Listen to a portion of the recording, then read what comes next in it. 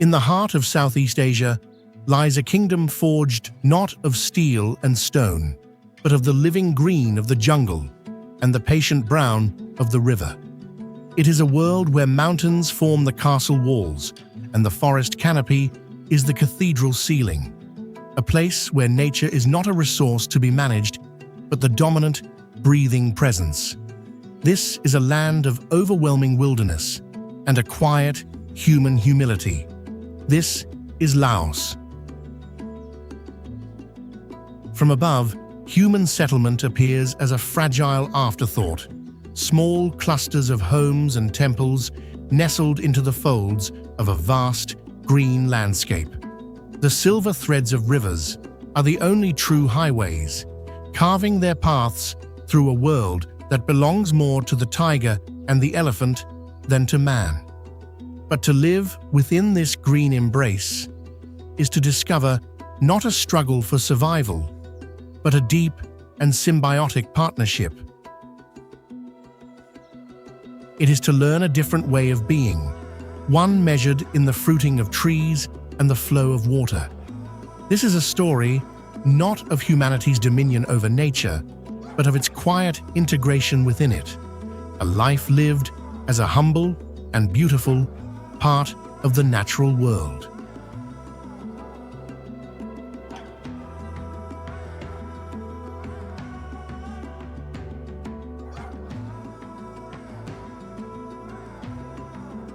The day in Laos begins before the sun, in the quiet coolness of the pre-dawn hours. In the ancient royal capital of Luang Prabang, a timeless ritual unfolds, one that encapsulates the spiritual heartbeat of the nation. As the first hint of light touches the sky, hundreds of Buddhist monks emerge from the city's 33 active monasteries. They walk in single file, oldest first, their bare feet silent on the pavement, a flowing river of saffron against the grey streets. This is the Takbat, the morning almsgiving ceremony. It is a sacred daily act of faith and mutual support, a moving meditation that has taken place for centuries. Local residents and a few respectful visitors kneel patiently on the roadside, their baskets filled with freshly steamed sticky rice. The air is thick with the sweet, nutty aroma of the rice and a profound silence, broken only by the soft padding of feet. As the monks pass, their large lidded alms bowls held before them, the people place a small, carefully molded portion of rice into each bowl. There is no conversation, no exchange of money, only a quiet reverence that hangs in the air. This is not charity, it is a spiritual transaction. The lay people gain merit or bun by giving, and the monks, who are forbidden from earning money or growing their own food, receive their only meal of the day. This simple, profound act, repeated every morning across the country, reinforces the deep bond between the community and the monastery, a bond that has defined Lao culture for centuries. As the sun rises, life begins to stir in the villages and towns. The local market becomes the center of activity. These are not sterile, air-conditioned supermarkets, but vibrant, open-air hubs of commerce and community. Here, the sounds and smells of Lao life converge. Vendors, mostly women, sit on low stools behind carefully arranged displays of fresh produce, pyramids of fiery red chilies, bundles of fragrant lemongrass and galangal, and piles of green herbs unfamiliar to the outside world. The Mekong provides its bounty, fresh river fish, wriggling in shallow pans of water, and perhaps a giant catfish, its price negotiated in quiet tones. The forest offers its own treasures, wild mushrooms, bamboo shoots, and even insects like crickets and ant eggs, a local source of protein. The market is where the daily menu is decided, where neighbors catch up on news, and where the rhythm of the local economy plays out in small, personal transactions. Life is lived face to face, built on relationships and trust. This sense of community is the bedrock of Lao society, especially in the rural villages where the majority of the population lives. Homes are often simple wooden structures built on stilts to protect from floods and allow air to circulate. The space beneath the house is a vital social area, a place to mend fishing nets, weave textiles on a large loom, or simply sit in a hammock and escape the midday heat. Life is not lived in private isolation. Doors are often left open, and children wander freely between houses, cared for by a network of aunts, uncles, and grandparents. There is a deeply ingrained understanding of collective responsibility. If a family is building a new house, neighbors will come to help. During the rice harvest, the entire village works together in the fields, moving from one family's plot to the next until the work is done. This interdependence fosters a relaxed and forgiving atmosphere, best summarized by the common Lao phrase, Bo Pen Yang. It means no problem or don't worry, and it reflects a deep cultural acceptance that life has its own pace and that some things are beyond one's control. It is a philosophy of patience, resilience, and quiet contentment.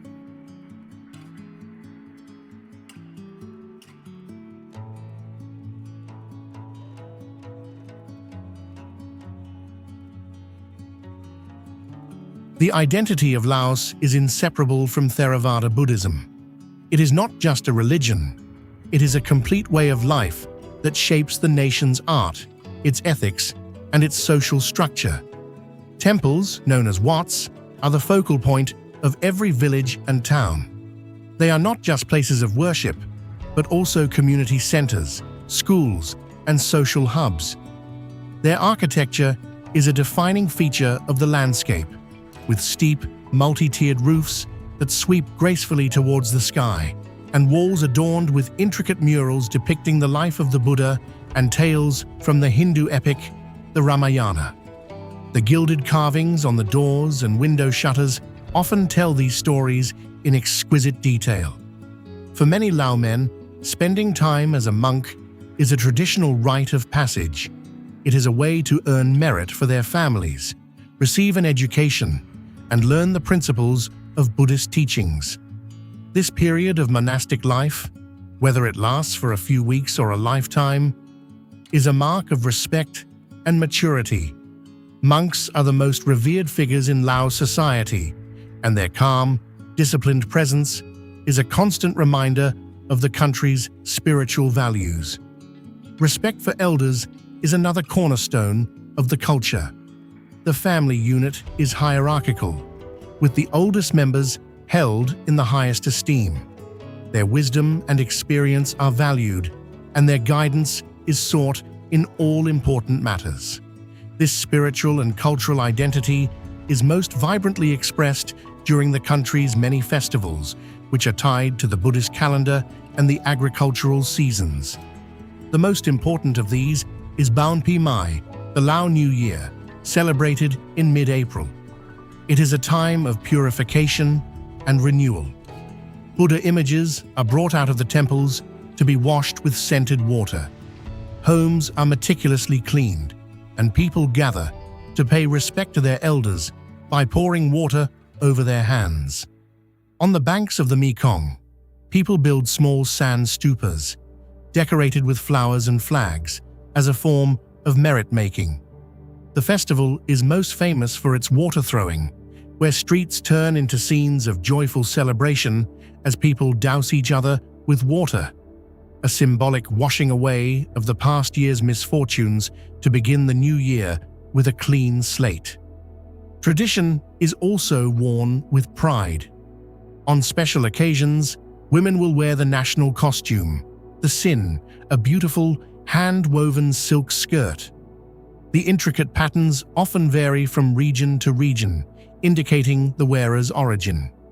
The art of weaving has been passed down through generations of women, and the patterns they create are not just decorative. They tell stories of local myths, legends, and cultural beliefs. In a world of fast fashion, the hand-woven sin is a powerful symbol of a culture that values craftsmanship, patience, and a tangible connection to its past.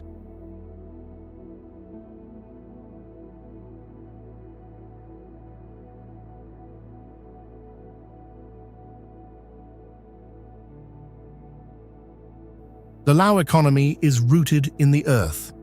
For the vast majority of the population, life is tied to the land and the rhythm of the seasons. Agriculture is the backbone of the nation, and rice is its soul.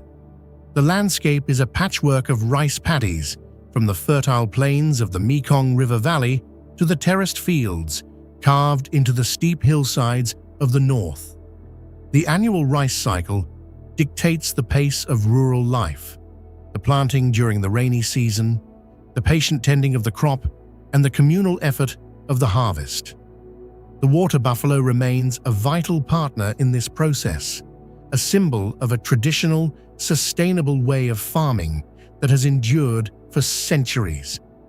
Beyond the rice paddies, the Mekong River and its many tributaries are a source of life and livelihood. Fishermen cast their nets in the early morning light, their small boats navigating the powerful currents. Their catch provides a crucial source of protein for their families and for the local markets. In the south, in the area known as Si Phan Don, or 4,000 Islands, where the Mekong splinters into a maze of channels, life is almost entirely governed by the river's rise and fall.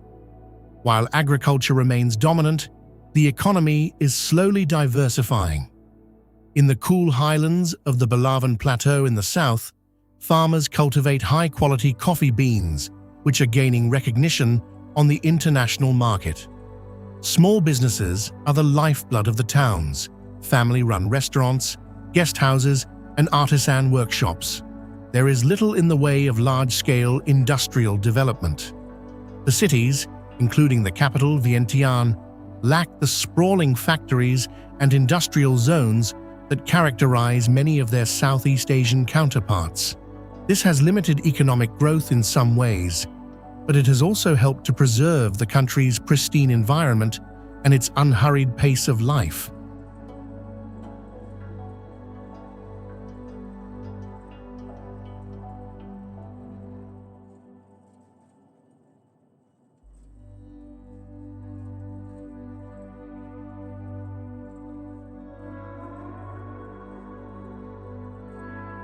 The food of Laos is a direct reflection of its culture.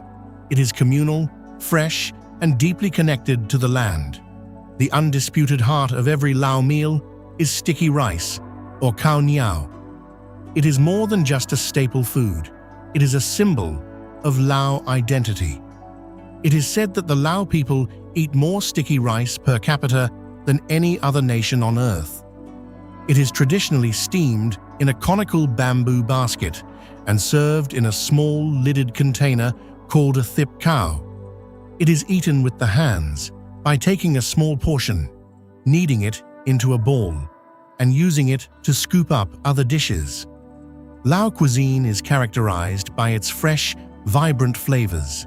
The holy trinity of Lao cooking is galangal, lemongrass, and chili, which form the base for many dishes.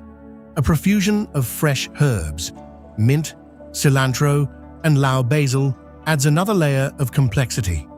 One of the most famous national dishes is layap, a type of minced meat salad, often made with chicken, beef, or fish. The meat is mixed with lime juice, fish sauce, toasted ground rice for a nutty texture, and a generous amount of fresh herbs and chili.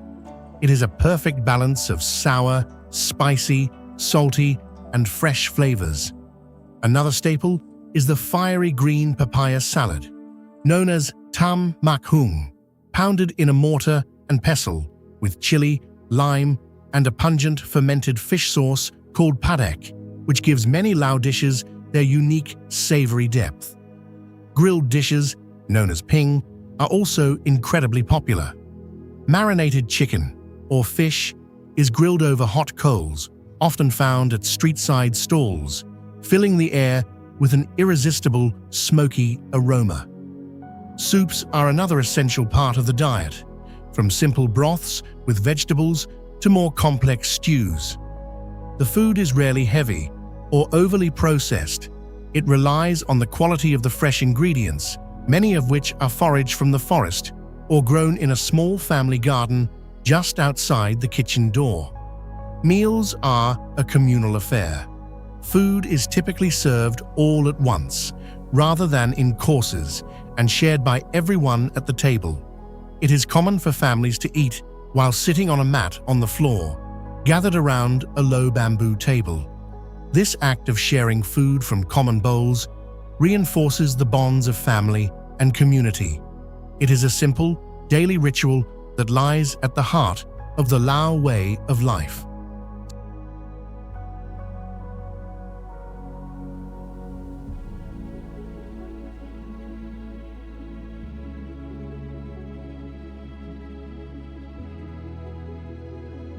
To live in Laos is to live in constant, intimate contact with nature. The landscape is not a backdrop, it is an active participant in daily life. This is a country of mountains, with rugged ranges covering much of its territory. These mountains are the source of countless rivers and streams, and they are home to dense, tropical jungles that harbor a rich diversity of wildlife. The air feels clean, the colors impossibly vibrant. Life is lived outdoors. The tropical climate means that much of daily activity, from cooking to socializing, takes place on verandas or in the open space beneath the house. For children, the village, the river, and the surrounding forest are their playground. They grow up with a deep, practical knowledge of the natural world, which plants are edible, which are medicinal, and how to read the signs of the changing seasons. The Mekong River is the country's great artery, a lifeline that has shaped its history, its culture, and its economy. For centuries, it has been the primary highway, connecting the north and the south. Life along its banks moves at the river's pace. People bathe in its waters, wash their clothes on its banks, and draw their sustenance from its depths. The river is a constant, powerful presence, a source of both immense bounty and formidable danger during the monsoon floods. This deep connection to the environment is a fundamental part of the Lao worldview. In the animist beliefs that predate Buddhism and still coexist with it, the natural world is inhabited by spirits, or Phi. These spirits reside in the rivers, the mountains, the forests, and even in ancient trees. They must be respected and honored to ensure harmony and good fortune. This belief fosters a deep-seated respect for the environment, a sense that humanity is not separate from nature but an integral part of it.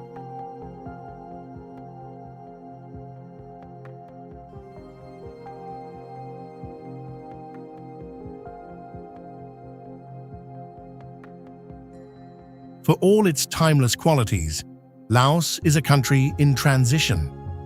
The signs of modern life are increasingly visible, blending with the traditional ways. The most common form of transport is the motorbike, a versatile and essential tool for navigating both the narrow streets of the towns and the rough tracks of the countryside. For longer distances, people rely on a network of buses and songthius, converted pickup trucks with benches in the back that connect the country's major towns. River travel remains essential, especially in remote areas where roads are poor or non-existent.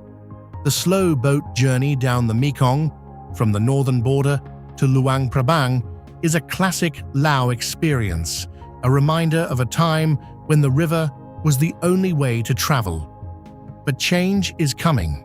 New roads are being built, and a modern high-speed railway, built as part of China's Belt and Road Initiative, now connects the capital, Vientiane, with the northern border.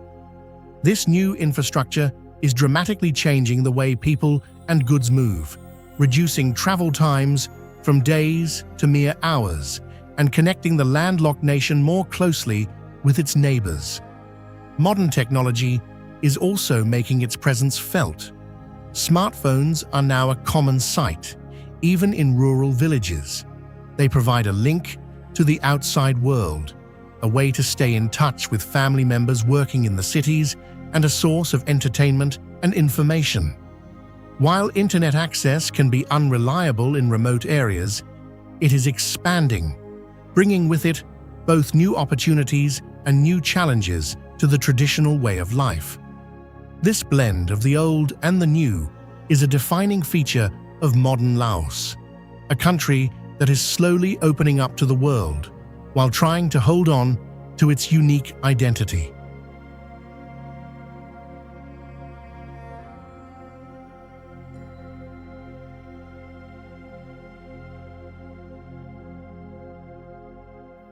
For the young people of Laos, life is a delicate balancing act between the traditions of their parents and the possibilities of a modern, globalized world. Education is seen as the key to a better future, and the government has made significant strides in improving access to schooling. However, challenges remain, especially in remote mountainous regions where villages can be isolated and resources are scarce. For many children in these areas, simply getting to school can involve a long and difficult journey on foot. After completing their primary and secondary education, many young people are drawn to the larger towns and cities, like Vientiane, Paksay, or Savannakhet, in search of further education or better job opportunities. Some travel to neighboring Thailand or Vietnam to find work, sending money back home to support their families. This migration from the countryside to the city is a common story, one that brings both opportunity and a sense of dislocation. In the cities, young people are more exposed to global culture, fashion, and technology. They are navigating a world that is very different from the one their parents grew up in. Yet, the pull of home and family remains incredibly strong.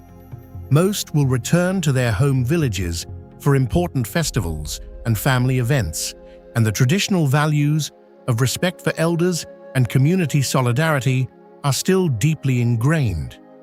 The great challenge for the younger generation, and for the country as a whole, is to find a way to embrace the opportunities of the modern world without losing the cultural foundations that make Laos so special. It is a quiet, ongoing negotiation between the past and the future.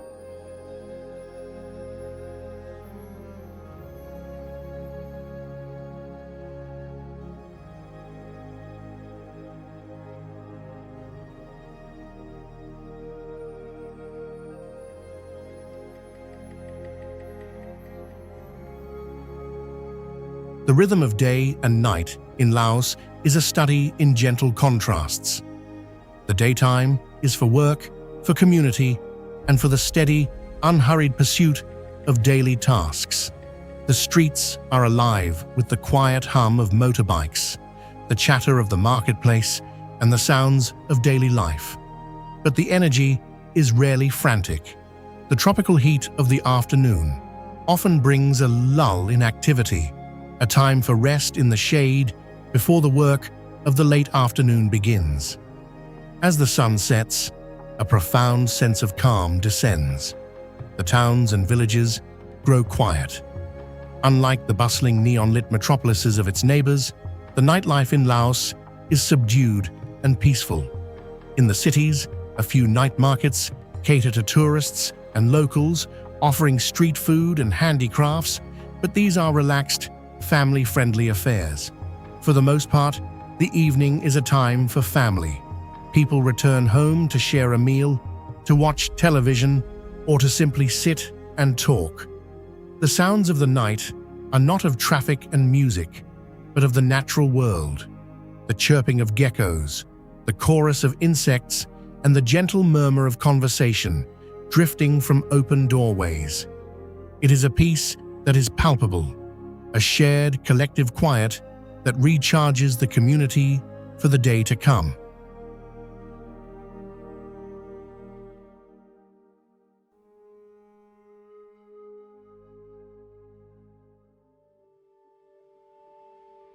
This quiet, peaceful way of life is not without its challenges. Laos remains one of the poorest countries in Southeast Asia, and economic opportunities are limited. The reliance on subsistence agriculture makes many families vulnerable to the unpredictable forces of weather and climate change. In remote, mountainous areas, access to basic services like healthcare and education can be difficult. The legacy of the Vietnam War also lingers, particularly in the east of the country around Phon Savan and the plain of Jars. During the conflict, Laos became the most heavily bombed country in history, per capita. Decades later, vast quantities of unexploded ordnance, or UXO, still contaminate the land, posing a daily threat to farmers and children and hindering agricultural development. Modernization brings its own complex pressures. As the country opens up to more foreign investment and tourism, there is a constant challenge to balance economic development with environmental protection and cultural preservation. How does a nation welcome visitors who are drawn by its pristine nature and authentic culture without inadvertently damaging the very things they have come to see? How does it build new roads and dams to improve lives without disrupting fragile ecosystems and traditional communities? These are the critical questions that Laos is grappling with as it navigates its path in the 21st century. It is a slow, careful process of trying to build a better future while holding on to the soul of the nation.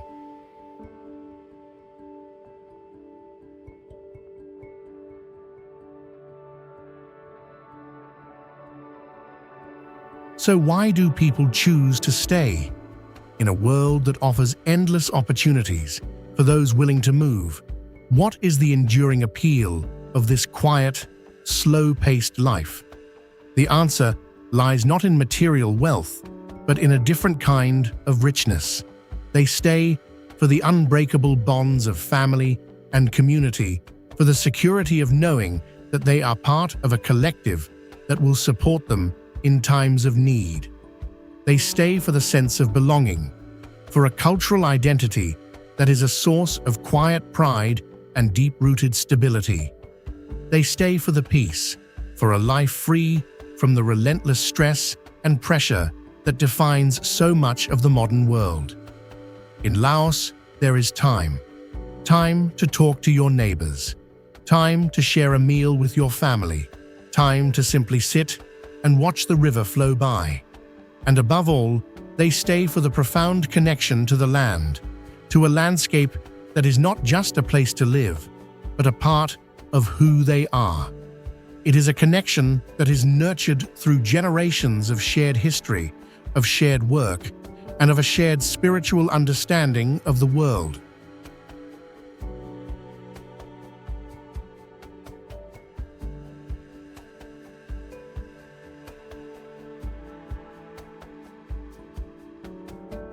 Laos exists in a state of gentle, unhurried grace.